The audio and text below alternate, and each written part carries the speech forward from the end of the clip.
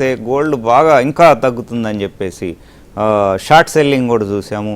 So ఆ తరహా ఏమైనా జరిగే అవకాశం ఉందా మళ్ళీ ఒకవేళ వీక్నెస్ కంటిన్యూ అయితే? ఇప్పుడు చూసుకుంటే 1,31,000 దగ్గర ఉంది క్రూషియల్ లెవెల్. 1.3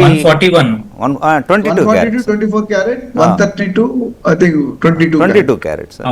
సో అది 1.3 1,30,000 కిందకు వస్తే కనుక షార్ట్ సెల్లింగ్ ఏమన్నా ఉండే అవకాశం ఉందా? సో ఫస్ట్ థింగ్ ఒకటి ఏంటంటే ఇది సో పానిక్ సెల్లింగ్ అంతే అవకాశం లేదు. ఎందుకంటే డిమాండ్ అయితే ఇంకా పెరుగుతుంది. ఎందుకంటే మోస్ట్ ఆఫ్ ద ఈటీఎఫ్స్ అన్ని కూడా వెయిట్ చేస్తా ఉన్నాయి కరెక్ట్ లెవెల్ కోసం. సో అండ్ ఇన్వెస్టర్స్ కంటిన్యూస్ గా ఈటీఎఫ్స్ ద్వారా వెదర్ ఇండియన్ మార్కెట్ లోనే కాదు ప్రపంచ మార్కెట్ లో అన్ని చోట్ల కూడా బంగారంలో పెట్టుబడి అనేది కంటిన్యూస్ నడుస్తానే. So there is always buying support. And ఇంకొక ఇంపార్టెంట్ థింగ్ ఏంటంటే మీరు అడిగారు 141 నుంచి ఇంకా పడిపోతుందనే భయం అనేది కొంచెం వరకు ఉంది. ఈ భయానికి ఏంటంటే కారణం బ్రెంట్ క్రూడ్ ఆయిల్ ప్రైస్. ఇప్పుడు మళ్ళీ లాస్ట్ ఒక 10-12 రోజుల్లో మళ్ళీ ఏదైతే యుద్ధం మళ్ళీ తిరిగి మొదలైందో అప్పటి నుండి క్రూడ్ ఆయిల్ తీసుకుంటే మళ్ళీ 70 నుంచి మళ్ళీ ఇప్పుడు 88 అండ్ బ్రెంట్ తీసుకుంటే $90 మళ్ళీ వాళ్ళు దాటేసి. సో ఒక్కసారి క్రూడ్ ఆయిల్ మళ్ళీ $110 ఆ రేంజ్ లో 120 టచ్ అయితే మాత్రం గోల్డ్ మళ్ళీ కొంచెం పడిపోయే అవకాశం ఉంది. అదర్వైజ్ ఇంకొక నెక్స్ట్ ఒక $15-20 కుషన్ మాత్రం బంగారం పెరిగే అవకాశం ఉంది. ఎందుకంటే దీని తర్వాత $110-115 వస్తే మాత్రం డాలర్ మళ్ళీ స్ట్రాంగ్ అవుతుంది. అంతవరకు మాత్రం డాలర్ ఇండెక్స్ ఇంటాక్ట్ గా ఉండే అవకాశం ఉంది. సో ఇన్ ద ఎండ్ ఏంటంటే జనరల్ గా ఏంటంటే Brent crude oil prices and బంగారం ప్రైజెస్ అనేది నెగిటివ్ కోరిలేషన్ ఉంటుంది. ఇప్పుడు ఈ నెగిటివ్ కోరిలేషన్ ఎక్కడి వరకు ఉంటుంది? అంటిల్ $110-115 వరకు ఉంటుంది.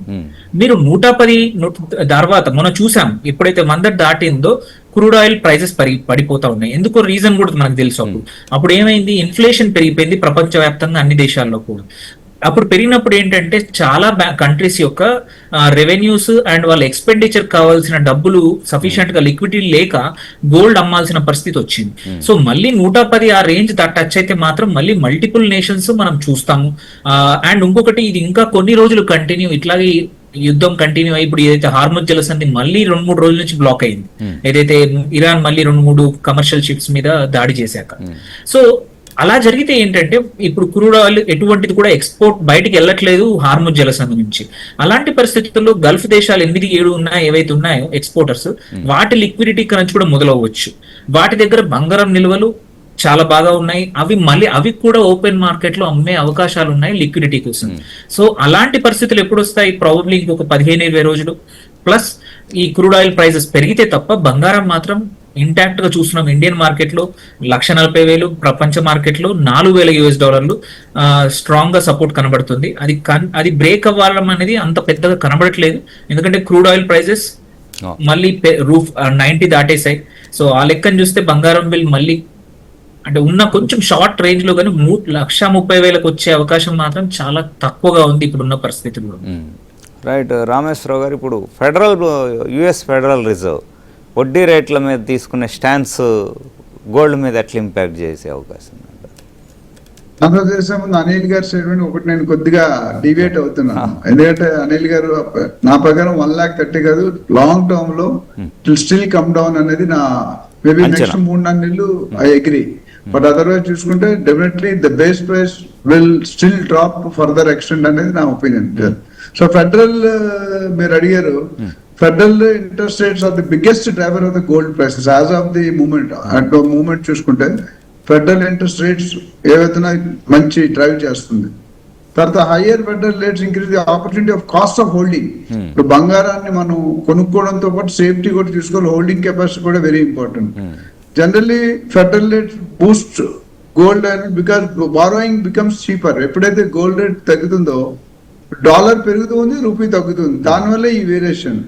Then stronger US dollar will also have an impact on the gold prices. Weaker dollar makes gold cheaper in international for buyers, increasing demand valla.